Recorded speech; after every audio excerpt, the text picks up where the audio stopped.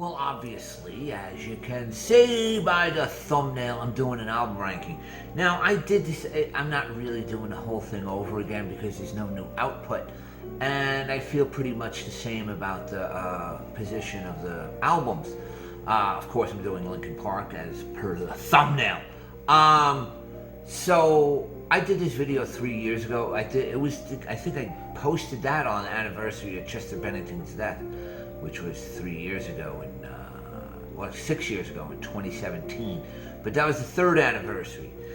So Chester has been gone for 6 years now. Boy, the world has changed, hasn't it?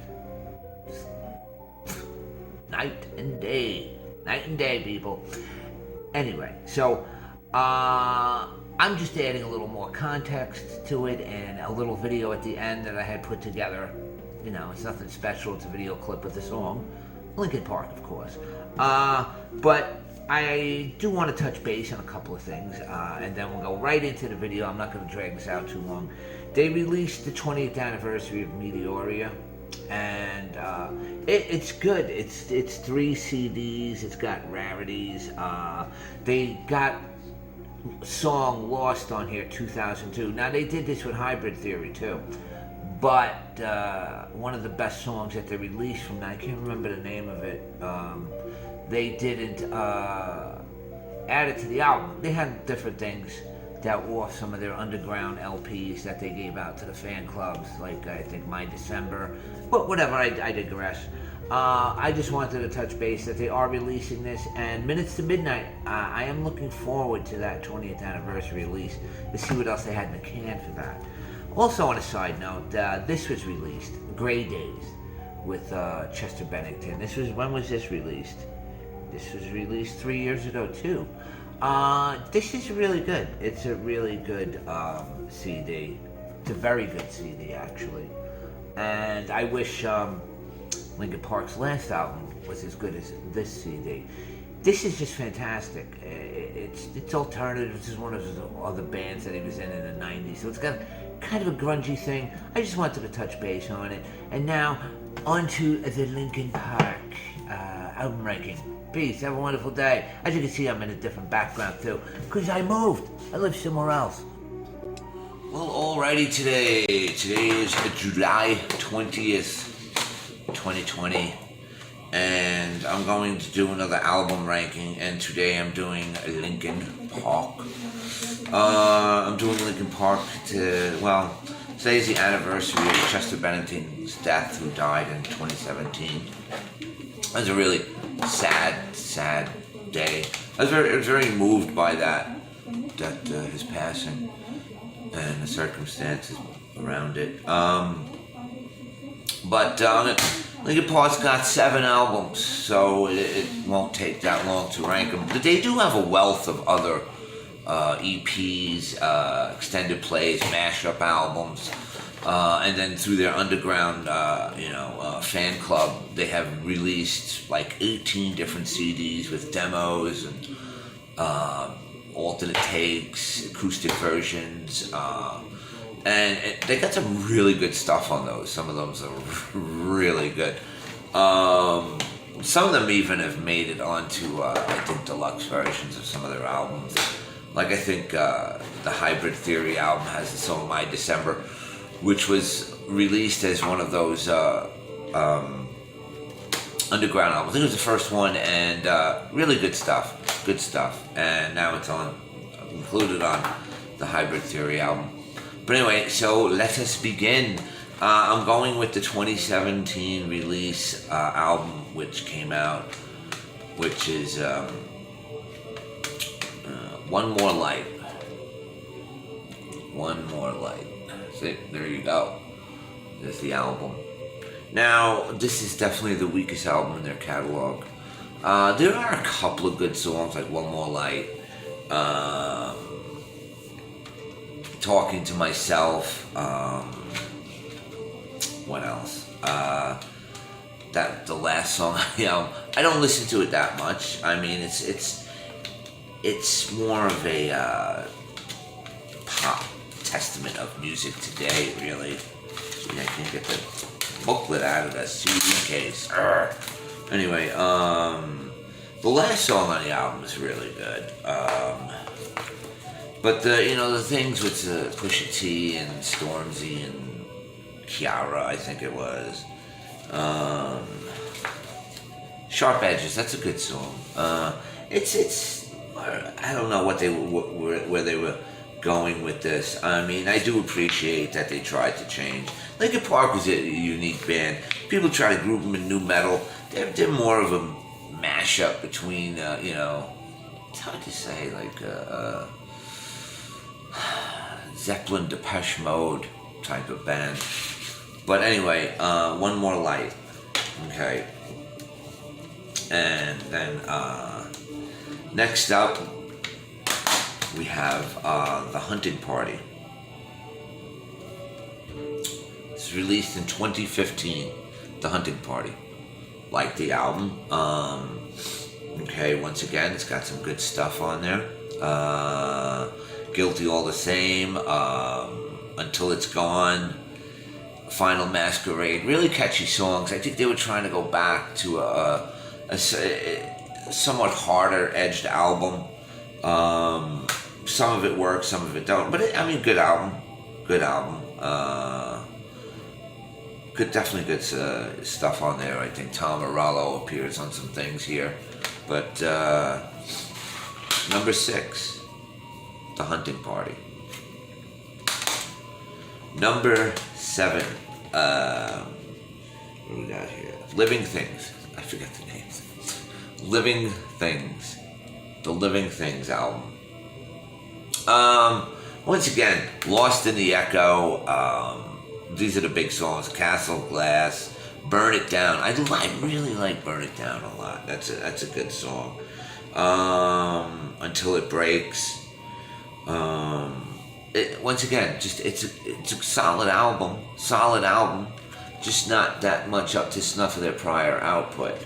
Living Things, I believe, came out 2013 or 2012. Castles Made of Glass. Big video game song. Number 5. Okay. Number 4. This album caused a bit of people liked it, they didn't like it. Thousand Suns, released in I believe 2009 or 10. Thousand Suns. I like this album a lot. I just really like it. Burning in the Skies. There's just some good. Waiting for the End. That's one of their best songs. The Catalyst.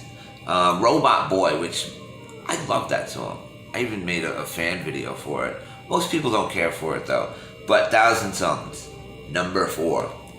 Now this might Meteoria, which came out in 2003. Mind you, I believe this album sold like 20 million copies worldwide. 20 million. This was 2003. This came out. There's so many good songs on here. Breaking the Habit, Numb, Faint, Somewhere I Belong. I think I mentioned that. Line From You. Great album. It's almost like a continuation piece. A little harder. Well, not really harder. It was just a continuation. Massive selling album. Next up, this was released in, what year was this? I think it says 2007. Minutes to Midnight. Great album. I really like this album. Leave out all the rest. Shadow of the Day, which they kind of said is very similar to the U2 song, With or Without You. I can hear it, but so what? Good stuff. Valentine's Day. What I've Done from the Transformers movie. Fantastic. Good stuff. Leave Out the Little Things Give You Away. I really like that song. That's a cool song. I like the album cover too. It's really good.